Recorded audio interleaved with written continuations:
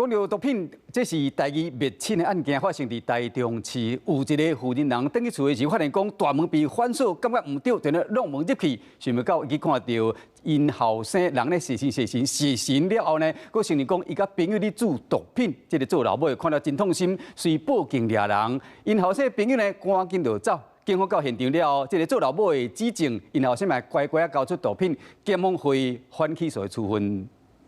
因为我们这在整修，我搬到别的地方住，我来拿衣架，跟他朋友不认识的，然后他双在这边吸毒。警方到场，老母就拢总讲出来，徛伫咧边仔角嘅后生也个戆戆，不管安怎甲问，拢急点点。你刚有吸毒吗？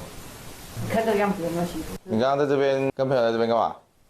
面对老母甲警察两边勒问，查甫人手扛落地啊，看起来真紧张，徛起来个软脚险险啊滑倒，敢若是毒品的药性当咧作用。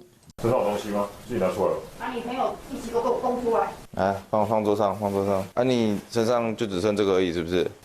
代志别空啊，闪袂去，查甫人才乖乖啊配合警方。老母是生气个心痛，不过也是甲后生陪伴。刘兰母亲当日见家门反锁，放门进入。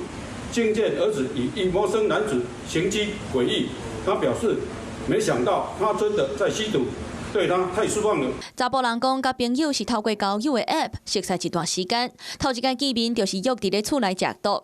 原本想讲厝里当咧装修真安全，想袂到老母临时倒来摕物件，看到两个人食毒，朋友阁趁乱绕跑，老母才心肝掠瘫痪，报警察抓人，希望后生会当改过离开毒品。检察官马上关起诉处分。